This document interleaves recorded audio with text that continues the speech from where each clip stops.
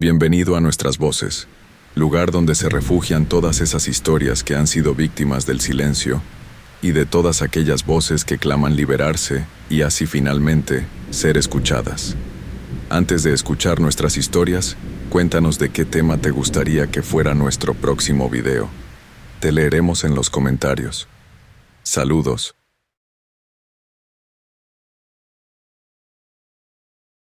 Orígenes de la leyenda.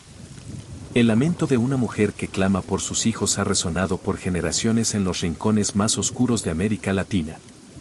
Pocas leyendas tienen la capacidad de trascender el tiempo, la geografía y las culturas como lo ha hecho la de La Llorona. Pero ¿de dónde viene realmente esta figura espectral? ¿Es un invento colonial? ¿Un eco de una deidad prehispánica? ¿Una advertencia transformada en mito?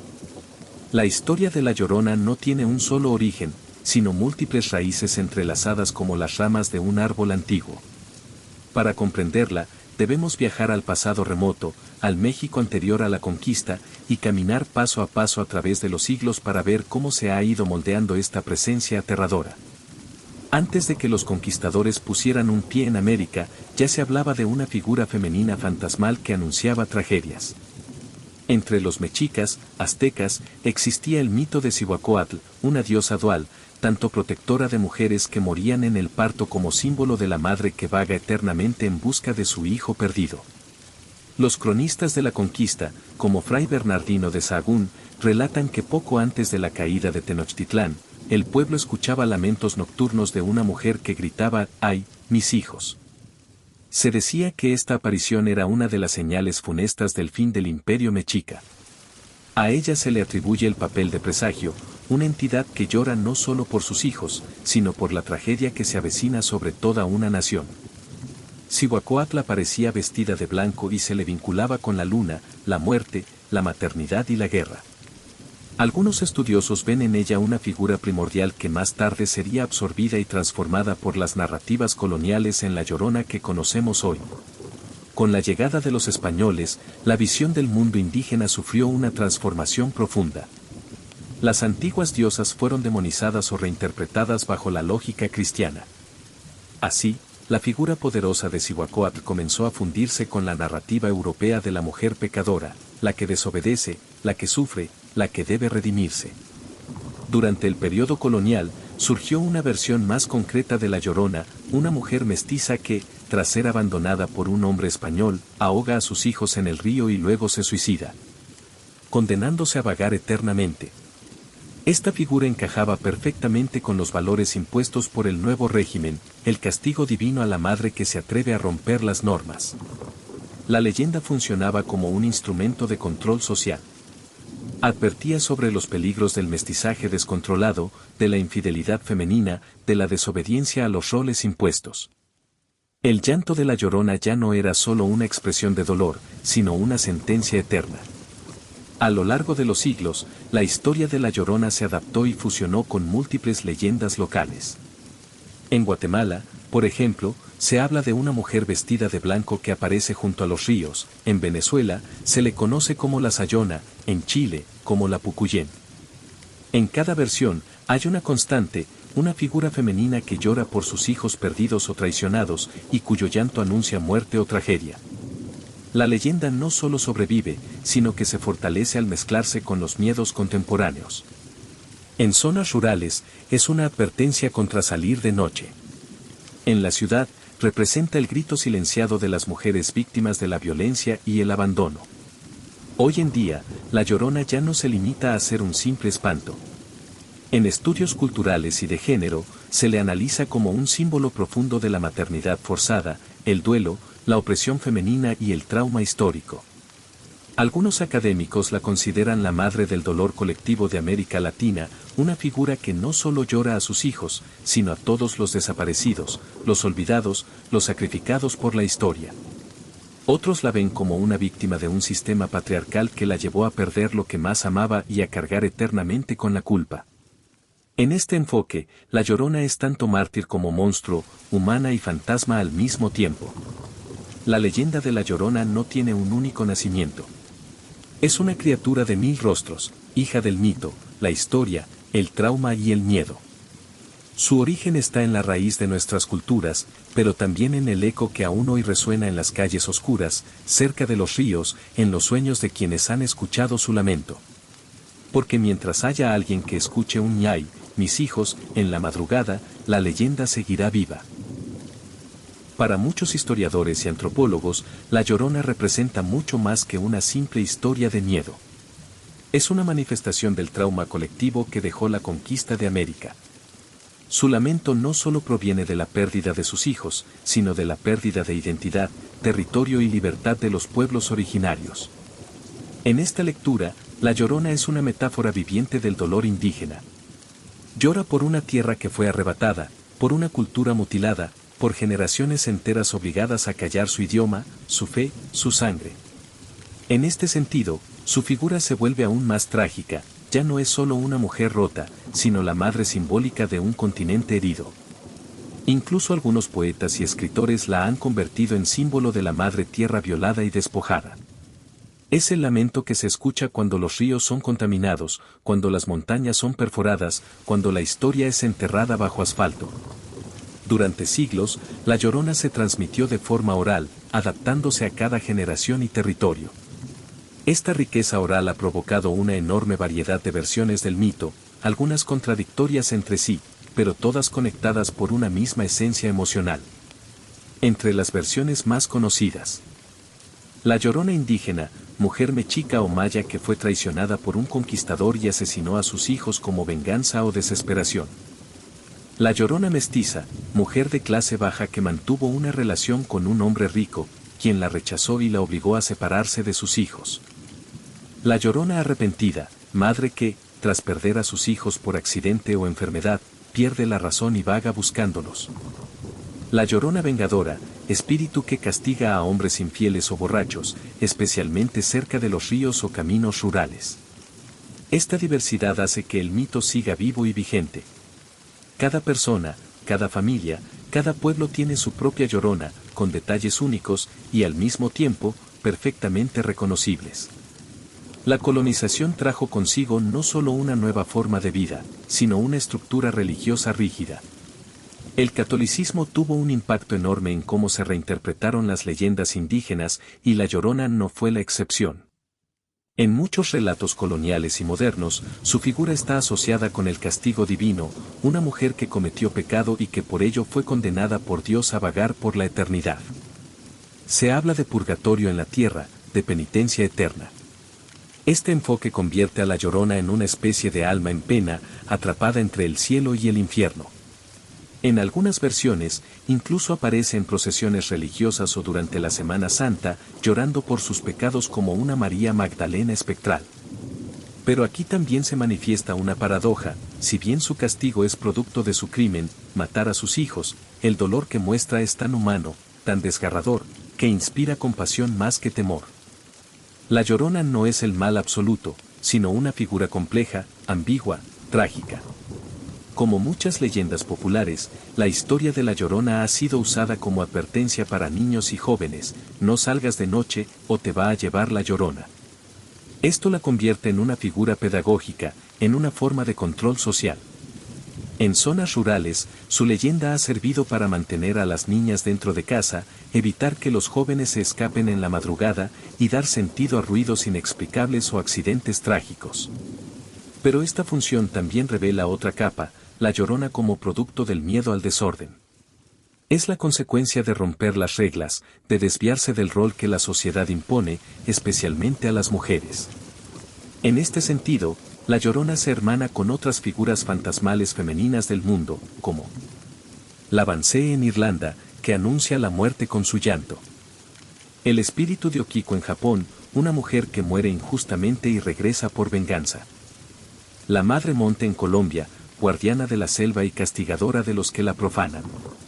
Todas comparten una carga simbólica que va más allá del susto, son reflejos del miedo a la pérdida, la traición y lo desconocido. A lo largo de la historia, el mito de La Llorona ha viajado desde los códices prehispánicos hasta los videos virales en redes sociales. Ha mutado de deidad a fantasma, de leyenda rural a ícono cultural. Hoy, puede encontrarse en cuentos infantiles, películas de terror, canciones populares, tatuajes, grafitis y hasta protestas sociales. Su grito es universal, porque representa algo que todos, en algún momento, hemos sentido, la pérdida irremediable de algo que amamos profundamente. El llanto de la Llorona no es solo un sonido. Es un eco ancestral. Una memoria viva. Un recordatorio de que, a veces, los fantasmas que más nos persiguen son los que llevamos dentro.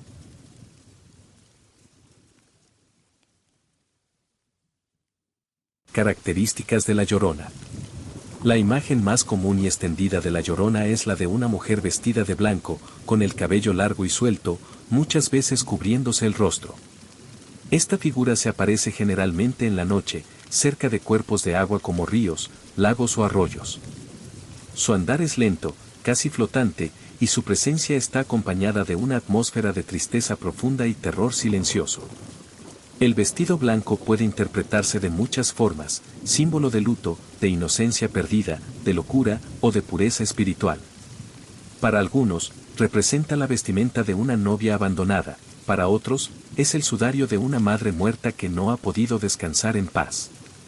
En algunos relatos, el blanco se tiñe de rojo con el paso del tiempo o dependiendo del estado emocional del espíritu, como si su sufrimiento fuera corroyendo su imagen. En otros casos, simplemente se presenta como una silueta etérea, apenas visible, que se desvanece cuando uno intenta acercarse. Este es su rasgo más distintivo. No importa en qué versión o región se le mencione, el llanto desgarrador que emite la Llorona es el punto clave de su manifestación. Se le escucha decir: ¡ay, mis hijos! Y mis hijos, ¿dónde están? Los maté, los maté. Este lamento no solo aterra, sino que también conmueve. Es un grito de culpa, dolor y desesperación, que parece no tener fin.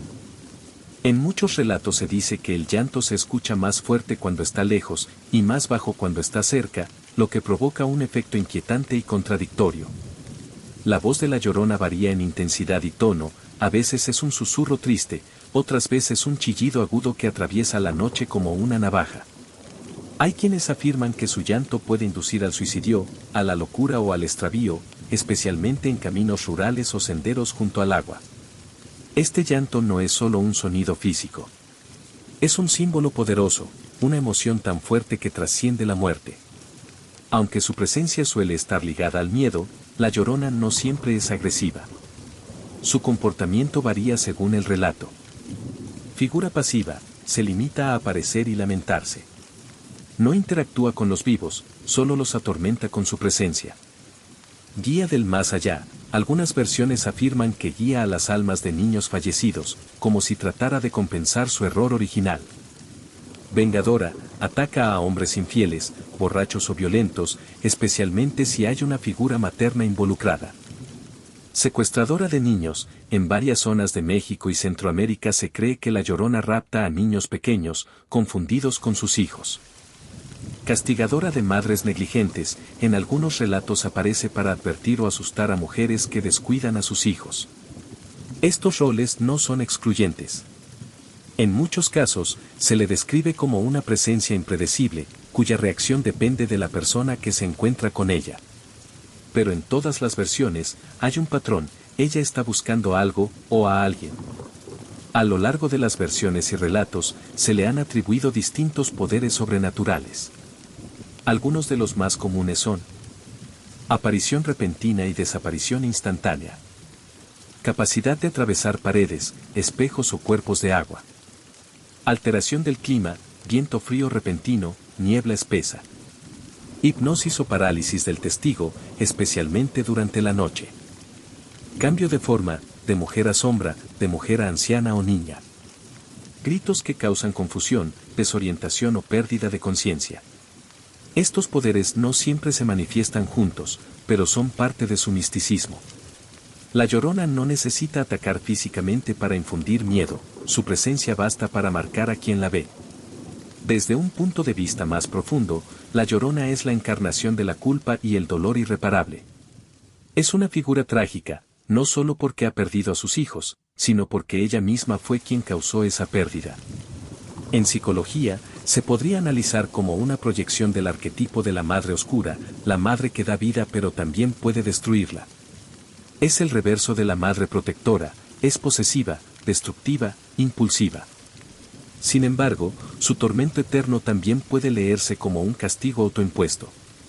Desde el análisis junguiano, podríamos decir que representa la sombra femenina colectiva, aquello que la sociedad ha reprimido o negado sobre la maternidad, el abandono, la desesperación y el arrepentimiento. También puede interpretarse como una manifestación del duelo no resuelto, el trauma transgeneracional y el miedo al abandono infantil. Su llanto, entonces, no es solo el de una madre por sus hijos, sino el de una humanidad entera que no ha sabido sanar sus pérdidas. Aunque la Llorona es ampliamente conocida en México, sus características cambian dependiendo del lugar. Aquí algunos ejemplos. México Central, CDMX, Puebla, Hidalgo se le escucha junto a canales, ríos y antiguos caminos. Muy ligada al pasado colonial. Norte de México, tiene tintes más violentos. A veces aparece con una mirada diabólica y ojos brillantes. Guatemala, a veces se le confunde con la ciguanaba, una mujer que seduce a los hombres y luego los mata. Colombia, la Madremonte no llora por hijos, pero castiga a quienes dañan la naturaleza. Representa lo salvaje y lo prohibido. Venezuela, la Sayona castiga a los hombres infieles. A veces grita o gime antes de atacar. Chile, la Pucuyén alma en pena de una madre indígena, vestida de negro o de blanco, que busca a su hijo desaparecido durante la guerra. Estas variaciones confirman que la Llorona es una figura arquetípica que se adapta al contexto social, cultural e histórico de cada comunidad. En muchas versiones, la Llorona tiene el rostro cubierto o simplemente no tiene rostro.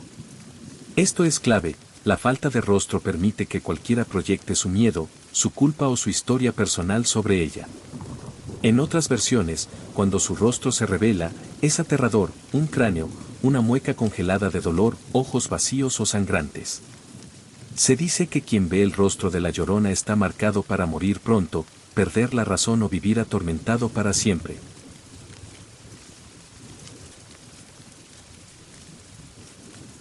Curiosidades y cultura popular de la Llorona. Aunque su origen está profundamente enraizado en el mundo rural y oral, la Llorona ha trascendido las fronteras de México para convertirse en una de las leyendas más reconocibles del mundo hispano. Su historia se ha contado en múltiples formatos, desde cuentos populares hasta largometrajes de Hollywood, pasando por documentales, cómics, canciones y videojuegos. Uno de los factores clave en su expansión ha sido su adaptabilidad. Como símbolo del dolor, el arrepentimiento y la pérdida, su historia resuena universalmente. No es necesario haber crecido cerca de un río o en un pueblo antiguo para temer ese llanto en medio de la noche. Su esencia conecta con lo más profundo del alma humana. A lo largo del tiempo, La Llorona ha aparecido en diversas producciones cinematográficas, desde filmes de terror hasta dramas históricos. Aquí algunos ejemplos notables. La Llorona, 1933, México, considerada la primera película de terror sonora en el cine mexicano. Explora el mito desde una perspectiva nacionalista. La Maldición de la Llorona, 2019, Estados Unidos, parte del universo de El Conjuro. Aunque criticada por alejarse del mito original, puso el nombre de La Llorona en la conversación global. La Llorona, 2019, Guatemala, un aclamado thriller político dirigido por Jairo Bustamante, que entrelaza el mito con el genocidio indígena en Guatemala. Fue nominada a múltiples premios internacionales. Cada versión fílmica muestra un ángulo distinto del mito, como figura de horror, como madre dolida, como símbolo de la injusticia histórica. Esto demuestra su versatilidad como figura narrativa. La Llorona también ha sido inspiración para innumerables canciones, muchas de ellas con una belleza triste y conmovedora. La más famosa es probablemente la canción tradicional La Llorona, interpretada por artistas como Chabela Vargas, Lila Downs, Joan Baez y Ángela Aguilar. Ay de mí, Llorona, Llorona de azul celeste. Y aunque la vida me cueste, Llorona, no dejaré de quererte. Esta canción mezcla el amor imposible con la tristeza profunda, evocando la figura espectral de la mujer que sufre por lo perdido. A menudo se canta en funerales, velorios o celebraciones del Día de Muertos, conectando la muerte con el arte y el recuerdo. En el arte visual, La Llorona ha aparecido en murales, grafitis, ilustraciones digitales, exposiciones temáticas y hasta como disfraz popular en festividades. En muchas comunidades mexicanas, La Llorona forma parte de los rituales del Día de Muertos. Se le recuerda con altares, se le canta, se le cuenta a los niños como advertencia, y a veces, se le honra como si fuera una santa popular, una madre condenada que merece compasión. En lugares como Xochimilco, se hacen representaciones teatrales nocturnas en trajineras, con actores, luces y música, reviviendo la leyenda en los canales donde supuestamente se le escucha llorar. Este evento combina lo turístico con lo ritual, manteniendo viva la historia en el imaginario colectivo. En otros sitios rurales, la noche del 1 o 2 de noviembre se le deja agua, flores blancas o juguetes pequeños, como si se esperara que venga a buscar consuelo, en lugar de causar miedo. La Llorona también ha sido personaje o inspiración en juegos como Green, serie de TV. Uno de los episodios se centra en una versión sobrenatural de La Llorona. Folklore, PS3 incluye criaturas basadas en mitos hispanos. Phasmophobia, PC. Aunque no aparece como tal, muchos jugadores han hecho mods para incluirla como espíritu específico. En la literatura contemporánea, escritores como Carlos Fuentes, Rosario Castellanos, Octavio Paz y Laura Esquivel han usado el arquetipo de La Llorona para hablar de la mujer, el abandono, la maternidad y el México profundo. Aunque es profundamente mexicana, La Llorona comparte elementos con muchas otras figuras del folclore mundial. Banshee, Irlanda. Mujer que llora la muerte de un familiar, aparece antes de una tragedia. White Lady, Europa. Espíritu femenino que aparece en castillos, campos y caminos rurales, usualmente por traición amorosa. Pontianak, Sudeste asiático. Fantasma de mujer muerta durante el parto, llora y grita buscando venganza. Kuchisake Onna, Japón. Mujer con la boca cortada, víctima de un abuso, aparece para aterrorizar a los transeúntes. Estas similitudes refuerzan la idea de que La Llorona es parte de un arquetipo universal, el del espíritu femenino que representa la muerte, el dolor, el castigo y la advertencia. No es una coincidencia, sino un espejo del miedo humano compartido. Aunque muchos consideran su historia solo un mito, hay miles de testimonios de personas que aseguran haberla visto o escuchado. Desde campesinos hasta policías, desde madres solteras hasta viajeros nocturnos, todos coinciden en lo mismo: una mujer que llora, que aparece de la nada, que hiela la sangre y desaparece sin dejar rastro. Muchos de estos testimonios comparten detalles: el llanto lejano, la figura blanca, el frío repentino, la sensación de no poder moverse. Aunque es imposible verificar estas experiencias, lo cierto es que el miedo es real, y eso basta para mantener viva la leyenda. En algunas zonas se le conoce como la Malora, especialmente en el norte de México. Se cree que verla no siempre es una maldición.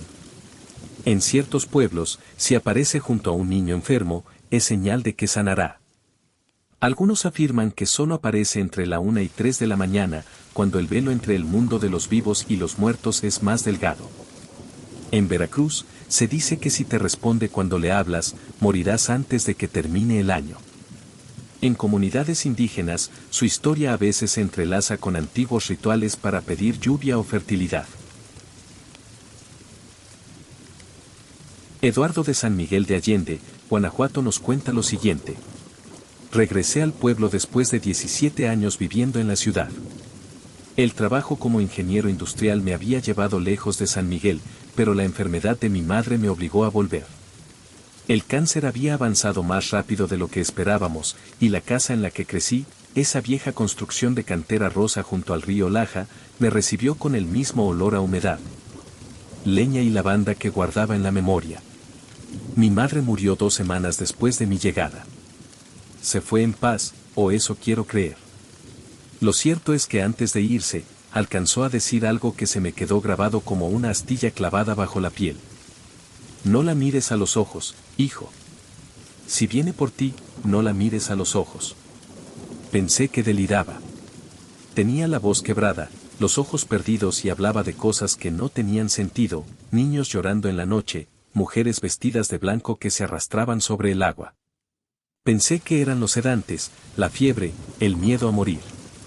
Pero estaba equivocadísimo. La primera noche después del entierro, dormí en mi antiguo cuarto.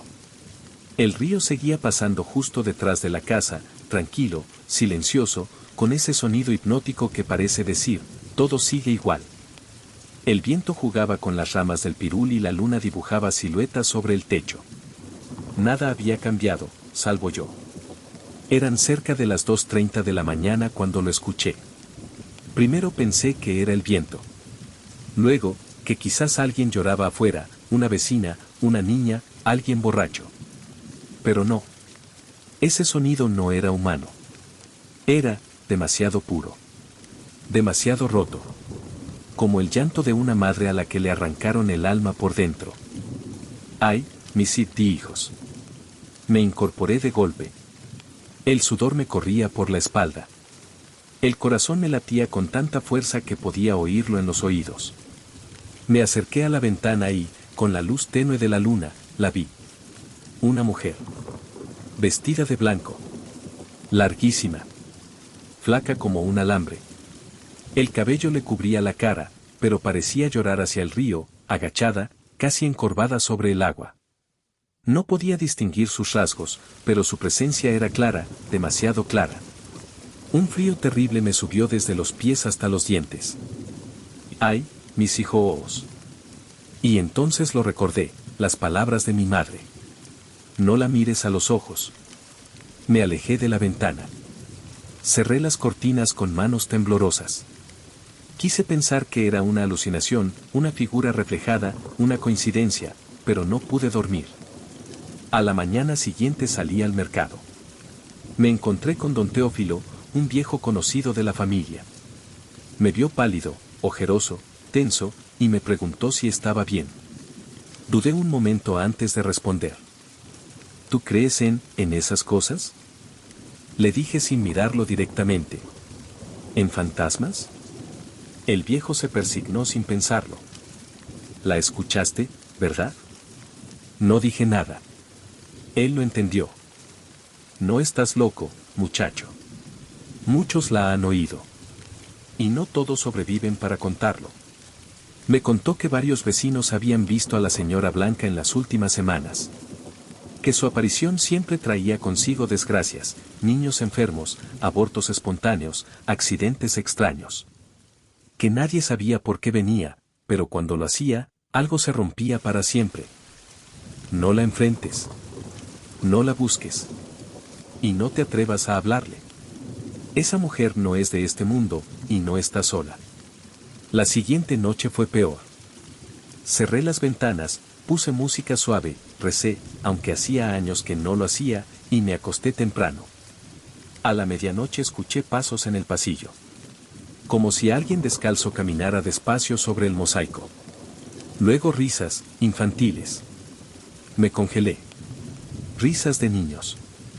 Pequeñas, agudas, felices. Segundos después, una puerta se cerró de golpe. La del cuarto de mi madre. No me atreví a salir. Ni siquiera a abrir los ojos. Me quedé paralizado hasta que el sol se coló por las rendijas de la persiana. Al día siguiente, encontré el cuarto de mi madre abierto, con la colcha movida, como si alguien se hubiera acostado allí.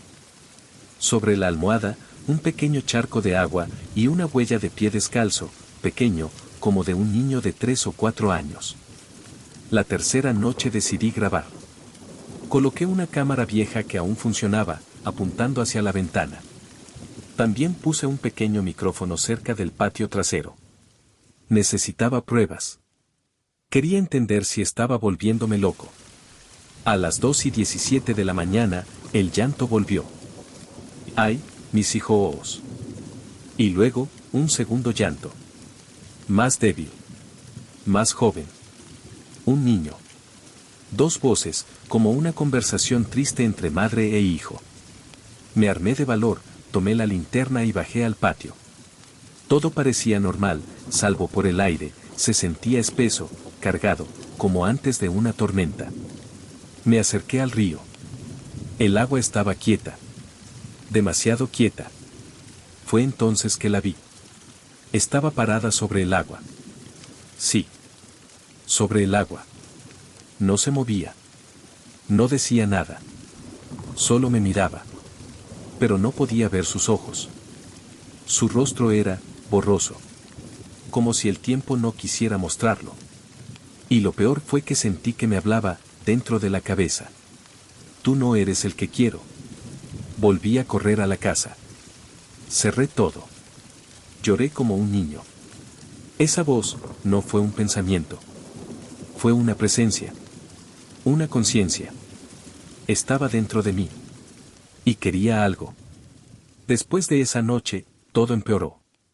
Las luces parpadeaban. Los relojes se detenían a las 2:17. Los espejos mostraban reflejos que no correspondían. Empecé a ver sombras, a escuchar pasos en lugares vacíos, a sentir que alguien me observaba constantemente. Un día desperté con marcas en los brazos. Como si manos pequeñas me hubieran sujetado con fuerza. En otra ocasión, escuché una voz en el baño que decía: ¿quieres verlos? Están conmigo. Me fui de la casa una semana después. No soporté más. La vendí por una fracción de su valor. Nadie preguntó por qué. Hoy vivo en Querétaro. No he vuelto a San Miguel, ni al río, ni a esa casa. Pero a veces, cuando el viento sopla fuerte por la madrugada, juro que escucho algo en la distancia. Un llanto. Un susurro. Y entonces recuerdo las últimas palabras de mi madre. Y me vuelvo a persignar. Porque sé, con cada fibra de mi cuerpo, que ella existe. Que está ahí. Buscando. Llorando. Y que algún día, quizás me encuentre otra vez.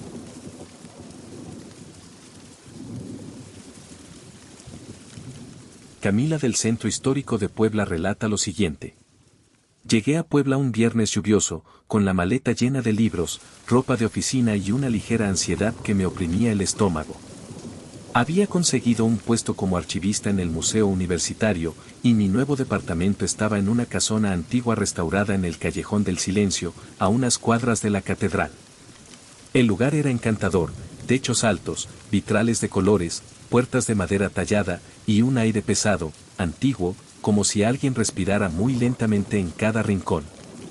El dueño, un hombre amable pero taciturno, me entregó las llaves y me dijo solo una frase antes de irse. Si escucha algo en la madrugada, no abra la ventana. No importa lo que sea. Pensé que era una advertencia normal, por la inseguridad, tal vez, o por algún vecino extraño. Pero esa noche no dormí del todo bien. La primera semana fue tranquila.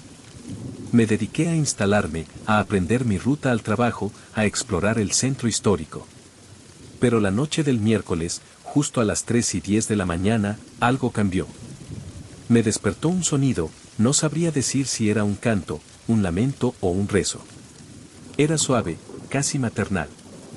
Como un arrullo sin palabras, entonado por una voz femenina muy aguda, temblorosa, que venía del callejón. Me acerqué a la ventana, curiosa, pero recordé las palabras del casero. Dudé. Me quedé quieta. El canto duró varios minutos, luego se desvaneció como una bruma. Al día siguiente pregunté a una vecina anciana si había escuchado algo. Ay, hija, me dijo bajando la voz, no abra. No se asome. Y no le conteste si le habla, porque lo hace. Un día lo hace. Días después, comencé a notar cosas extrañas. En las mañanas, el piso de madera amanecía húmedo. No toda la superficie, solo una línea que iba desde mi cama hasta la puerta del baño, como si alguien caminara descalzo, mojado. Los marcos de los espejos se empañaban por dentro, incluso si no me había bañado. El grifo de la cocina goteaba aunque estaba cerrado perfectamente. Y una vez, al levantarme de madrugada, escuché lo que juraría eran risas de niños, justo detrás de mi puerta. Decidí hablar con mi casero otra vez. Usted tiene una leyenda aquí, ¿verdad? Le dije. Él asintió lentamente, encendiendo un cigarro. Aquí vivía una mujer. Hace mucho. Perdió a sus hijos, nadie sabe cómo. Hay quienes dicen que se los ahogó en el aljibe que había antes, justo donde está su cocina ahora. Ella vivía donde vive usted. Y dicen que aún los busca. Esa noche soñé con agua. No un río, ni lluvia. Agua estancada, negra, llena de raíces y cadáveres que susurraban en lenguas desconocidas. Desperté bañada en sudor, con la sensación de haber tenido una pesadilla compartida, como si alguien más también la hubiera soñado conmigo. Al lavarme la cara, noté algo en el espejo. Una sombra. Detrás de mí.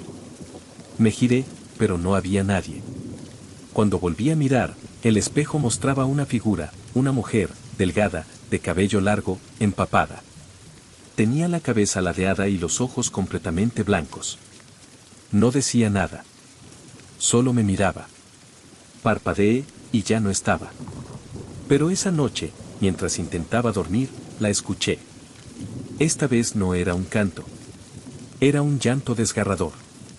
De esos que hacen que la piel se contraiga y los dientes castañeen.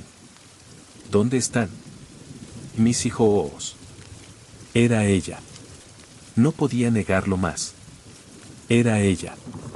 Una noche, al revisar una de las cajas que aún no había desempacado, sentí un golpe sordo dentro del closet. Pensé que algo se había caído. Al abrir la puerta, no había nada, salvo una mancha de agua en el piso, con forma de pie infantil. Al cerrar el closet, vi una sombra moverse entre la cama y la ventana. Corrí hacia la puerta, pero tropecé y caí. Y desde el suelo la vi, una silueta blanca, traslúcida, que flotaba junto al ventanal, sin rostro, sin voz, solo con el llanto seco de una garganta condenada. Desde entonces, todos los espejos reflejan cosas que no están ahí. Las paredes gotean agua en la madrugada. Y cada noche, alguien llama a mi puerta. El momento más aterrador fue cuando, sin previo aviso, la puerta se abrió sola una noche. El viento no soplaba. No hubo ruido. Solo una brisa helada y la visión de una mujer parada en el pasillo, apenas visible por la luz tenue del baño. Llevaba un vestido blanco, antiguo, deshilachado. El cabello le cubría el rostro. Pero algo en su forma era antinatural. Como si el cuerpo estuviera descompuesto en cámara lenta. Como si se moviera bajo el agua. Y luego me habló. Su voz sonó dentro de mí, no fuera. ¿Quieres verlos? Y sentí algo tocándome el tobillo. Algo frío. Algo pequeño. Algo que no podía estar ahí. Grité. Corrí. Salí del departamento en bata, sin zapatos. Dormí en casa de una amiga. Regresé solo una vez más, para empacar. La casona ya no era la misma. Todo olía a humedad, a flores marchitas. Las ventanas estaban empañadas por dentro, y el silencio tenía peso. Como si alguien esperara en cada esquina. Al entrar a mi habitación, encontré algo encima de la cama, un vestido de niña. Antiguo.